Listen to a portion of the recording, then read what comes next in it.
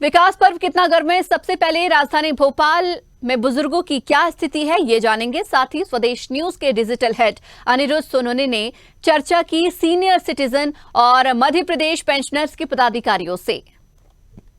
घूमना कर रहा है उषा डामर होमगार्ड नगर सेना को उषा डामर डिवीजन कमांडेंट और डिस्ट्रिक्ट कमांडेंट के पास और बिल बन के गया था, वो पास नहीं किया मेरा।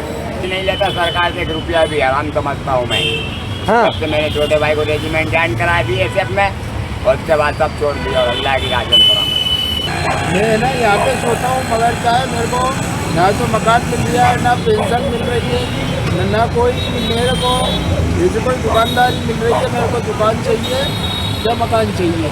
फिर पेंशन के लिए वो प्रयास तो करा था, मगर क्या है कि अभी वो बोल रहा है ये कागज लाओ वो कागज लाओ।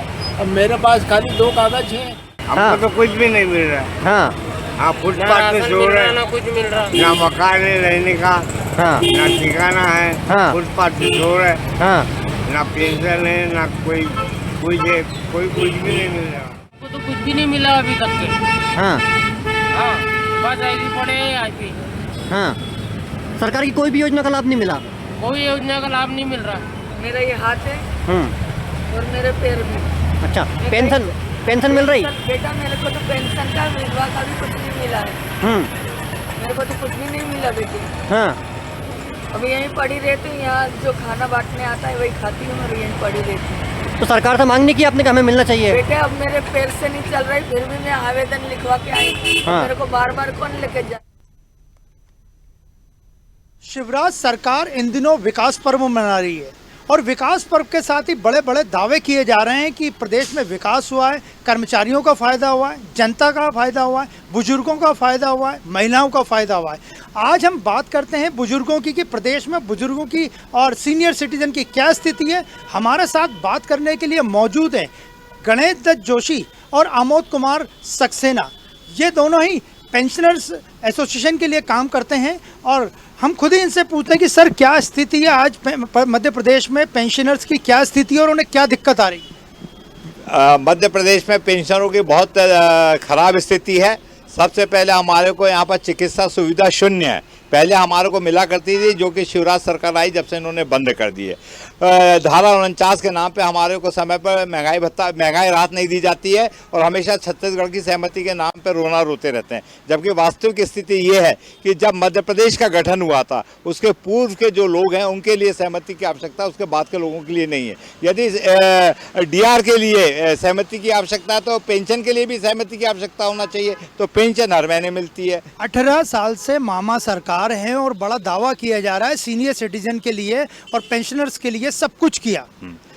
मामा ने जो सोकाल मामा है, मतलब मैं नहीं जानता इनको किन्ने मामा बनाया या स्वयंभू मामा है, और मामा ने आज तक पेंशनरों के लिए कोई कार्य नहीं किया। हमारी जो सुविधाएं थी वो भी इनने छीन ली है और हमारे को हमेशा रुलाते रहते हैं, पेंशनरों को परेशान करते हैं। वयोवृद्ध जो हमारे पेंशनर्स हैं उनकी आज तक पेंशन रिवाइज नहीं हुई है कई लोगों की भारत सरकार के निर्देशानुसार। उनकी पुत्रियों को पेंशन नहीं मिलती, जो अविवाहित पुत्रियां हैं जिनको की आयु जिनकी 25 वर्ष हो जाती तो मध्य प्रदेश सरकार उनकी पेंशन बंद कर देती है। सक्सेना जी, आप ये बताइए कि पिछले कुछ महीने 2018 के बाद कांग्रेस की सरकार रही थी तो उन्होंने कुछ पेंशनर्स के लिए किया था। हाँ, उन्होंने एक हम लोगों के लिए स्वास्थ्य बीमा योजना लागू करने की प्रयास किए थे। उस संबंध में मीटिंग भी हुई थी अधिकारी के साथ हमारी, किंतु वो जैसे ही शासन चेंज हुआ, सरकार चेंज हुई, उसको ठंडे बस्ते में डाल दिया गया। कमलनाथ और शिवराज दोनों में से बेहतर मुख्यमंत्री किसको मानते हैं, क्योंकि कांग्रेस ने आपके लिए कुछ सोचा? अभी इस बारे में तो हम स्पष्ट रूप से कुछ नहीं कह सकते क्योंकि कांग्रेस को इतना मौका ही नहीं मिला। 18 महीने में वो क्या कर पाती, और बीजेपी जब 18 साल से है तो सबसे ज़्यादा हमारे प्रदेश के पेंशनर अपने आप को ठगा महसूस कर रहे हैं। लेकिन ऐसा कहा जाता है कि जब इतनी ज़्यादा पेंशनर को पेंशन मिल रही है फिर बार बार क्यों मांग उठाते? पेंशन जरूर मिल रही है, हमारा संवैधानिक अधिकार है, किंतु हमें संवैधानिक अधिकार के तहत महंगाई जो राहत है उसका भी भुगतान समय से नहीं हो रहा है। 2000 में जब इन्होंने राजनीतिक लाभ के लिए छत्तीसगढ़ को अलग बनाया, मध्य प्रदेश से विभाजित करके, इनका राजनीतिक लाभ तो हो गया किंतु उसमें पेंशनर पूरी तरह पिट गए हैं। बुजुर्गों के लिए तीर्थ दर्शन योजना सरकार चला रही है और शिवराज जी बड़े बड़े दावे करते हैं कि मैं मामा हूं और इन सीनियर सिटीजन का बेटा भी हूं। ऐसा है, शिवराज जी जो कहते हैं वो करनी में बहुत अंतर होता है। अभी इन्होंने हवाई जहाज से तीर्थ यात्रा प्रारंभ कराई है, किंतु उसमें भी पिक एंड चूज चल रहा है। जो उनके लोग होते हैं उनको पहले छांट लिया जाता है और जो नहीं होते उनको नहीं भेजा जाता हवाई जहाज से। और उसमें भी इनकी जो योजना है सही ढंग से नहीं चल रही है। जो वास्तव में जाने योग्य लोग हैं उन्हें नहीं भेजा जा रहा है। दिव्यांगों के लिए भी सरकार योजना चलाती है, सीनियर जो दिव्यांग हैं, जो जिनकी उम्र हो चुकी है। दिव्यांगों को कोई लाभ नहीं हुआ। सरकार में सेवा भर्ती नियमों में उनके लिए अलग से सुविधा है कि इतना प्रतिशत कोटा उनके लिए आरक्षित है, प्रमोशन में भी और इसमें भी, नियुक्ति में भी। किंतु दिव्यांगों का कोटा आज तक पूरा नहीं हुआ है और प्रमोशन तो एक भी दिव्यांग का इन्होंने आउट ऑफ टर्न नहीं किया।